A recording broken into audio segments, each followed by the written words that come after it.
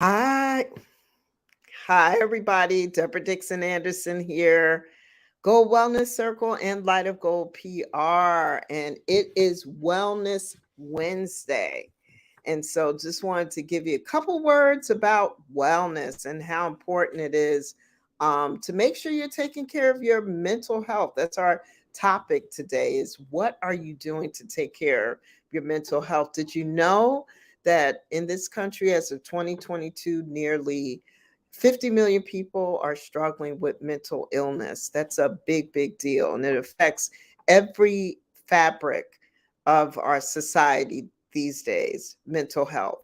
And so we're going to talk a little bit about maybe some factors that actually affect people's mental health these days.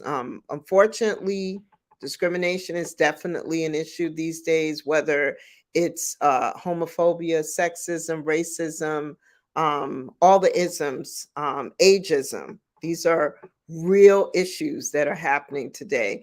And a study has found that people who experience discrimination frequently have a 25% higher rate of mental illness and experience much greater stress levels. So definitely discrimination is unfortunately is high up on the list.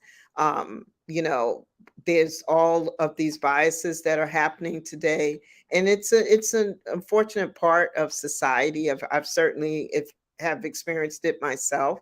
And so we always encourage people to be aware if they have biases, and for all of us to be able to treat each other with kindness, and with some kind of awareness and respect for our differences, because we all have them. So discrimination is definitely on the list. People are struggling with loneliness, feeling alone, and childhood trauma, as well as financial instability and just other personal issues, family issues in their life. So unfortunately, these are definitely issues that a lot of us are dealing with today. So, but we can do things to take care of ourselves every day, to definitely keep wellness at the top of the list, to be able to stay mentally well as much as possible. I shared some tips. These are things that I do personally, or I have a lot of friends that actually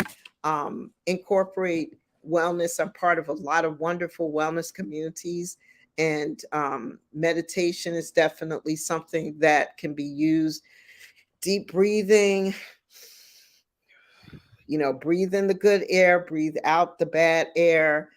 Making sure when you're feeling stressed that you just, take a second and just take some deep breaths. A lot of times that releases a lot of stress. And sometimes you have to do that multiple times. If you have a job that you're stressed out about, or maybe you're in a toxic environment that you don't feel that you could leave right away. A lot of us are dealing with these types of issues, especially now in 2022, 2023 with the pandemic. It's still kind of ebbs and flows. It's still definitely a part of our lives right now. Health is definitely something that we always have to be mindful of. So, meditation is something that's really good. I incorporate it into my life. Shout out to my meditation crew. I love Liz. I love Tony. One day I'm going to have them on live with me so that they could share some tips about meditation, because it's definitely something that could make a big difference in your life. Uh, exercise. I made sure I got in 5,000 steps this morning, went to the park. I live in New Jersey, so yes, it was cold. Put on my layers, maybe should have put on one more layer, and made sure I got some steps in and got in close to 3 miles today. And I feel so much better. And that's how I try to start my day, with some kind of exercise. It doesn't matter whether it's walking with my friends, the Feisties, every Friday, or if it means taking a Zumba class, which I love, or yoga or stretching, any kind of exercise I try to get in. Walking, all of that, it all counts. So I always try to make sure that as much as I can, usually about 3 to 5 days a week, I get in some kind of exercise, some kind of movement. It's just really important. Rest. So this is something that I am always struggling with as a breast cancer survivor. One of the parting gifts of breast cancer for me has been insomnia, and so I really have to um, incorporate a ritual for getting more sleep. My doctor probably told me about 4 or 5 years ago that as part of her practice, she now has to counsel a lot of her patients on sleep and putting down devices that keep us stimulated. So usually at nighttime, I have to really be careful about checking my phone or phones, checking social media, looking at TV too long, but making sure we're shutting down the devices by a certain time is critical to getting more sleep, because I think that most of our country and world is now sleep deprived. So that's a big deal. It's making sure you get enough rest. Eating healthy, also something that I'm always working on. Um, I definitely always try to get my fruit and veggies in, drinking water, more water. That's definitely something that you should put on your list just to make sure you're eating healthy. Being careful about the sugar, the cookies and the sweets sometimes. As much as I love them, I know I can't have it as much as I would like to. So I usually try to kind of pace myself with that. If I get three chocolate chip cookies, I might just only be able to have one today and then put away the other two for another time. And so I remember a time when I would be able to inhale three of them all at once. So I've kind of had to slow my roll with that. So I might be able to get a pack of three chocolate chip cookies, and it will take me 3 days to eat it now instead of just like 15 minutes or an hour. So definitely had to change that. Really practicing gratitude is so important. I'm a Christian. I pray, believe in God. Whatever you believe in, I believe that practicing gratitude is critical. Just in the morning, just what are you thankful for? At night, what are you thankful for? And incorporating that as a ritual. I certainly don't do this as much. I'm definitely a person that believes in being thankful, but just taking the time to look at within your day, what types of things are you grateful for? And I think my good friend Adrienne Miller is part of a Facebook group that she actually lists out the things that she's grateful for and posts them. And I think she's been doing that every day for a couple of years. So shout out to Adrienne. If you're looking at this, kudos to you for doing that. But practicing gratitude, speaking positivity, prayer, meditation, exercise, being part of a community, also very helpful. You don't have to go this journey alone.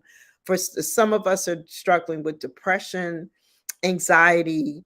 A lot of these tips will help you with that as well. But certainly knowing that you're not alone is really critical. Sometimes people have suicidal thoughts. There's all these suicide hotline numbers. Definitely know that there is help out there for you. You don't have to feel like you have to go this journey by yourself. There's meetup groups, there's communities, there's bicycle groups, walking clubs, meditation groups. I mean, I could go on and on. Belonging to a community makes a huge difference. And I got to tell you, over the past 2 years, with all of the stress and anxiety that I've gone through, that all of us have gone through, what has been instrumental in my own life has been being part of so many positive, healthy communities that I can talk to, that I can reach out to. It doesn't matter whether it's at the end of a Zumba class at LA Fitness, it could be when I'm walking with the Feisties on Friday, it could be in my meditation group. But having all of these healthy communities as part of my life has definitely helped me with anxiety and stress, and it's definitely reduced it. Um, I would say taking a social media break is critical too. I want to incorporate doing more of that, where you just kind of back away. Maybe as much as I love social media, and I know you're watching this on social media, but taking a break from it is good for mental health as well. And so I always try to encourage that, just to take a mental break or a social media break makes a big difference. Um, I would also say that not comparing yourself to others is really critical. I mean, everybody's different. Everybody has their own personal journey. And so many times when, because of social media actually has really kind of hurt our society a little bit, with especially our young people, but people in general comparing themselves to others, that can be very stressful as well. So incorporating more appreciation, you know, pacing yourself with too much information, because information overload can be very stressful and kind of hurt us mentally if we just are overstimulated and just checking all of social media, Google, and looking up things all the time. So sometimes information overload is a problem as well. And then lastly, I'll say living in a moment, appreciating this moment, this place and time where we are right now is really, really critical. So many times we are thinking about what's next. What are we doing next? What's the next project? What's the next everything? And then we lose track of the fact that right now we are blessed and to be thankful for where we are right now. And a lot of us miss that. So the present is a present to us. So just always keep that in mind. And I'm Deborah Dixon-Anderson from Gold Wellness Circle and Light of Gold PR, just sharing some mental health tips. And if you want to be on this live with me, you're always welcome to join me. We can chop it up and chat about some different wellness related topics. I would love to do that. So feel free to reach out to me. You could certainly message me on social media, whether it's lightofgoldpr@gmail.com, or message me on Facebook, LinkedIn, YouTube, or Instagram, and we'll get you on. And then we'll go ahead and talk. So would love to see you, would love to have you as a guest, and we could talk about whatever topic you'd like to talk about regarding health and wellness. So take care, everybody. Have a blessed day. Happy Wellness Wednesday, and I'll see you soon. Bye bye.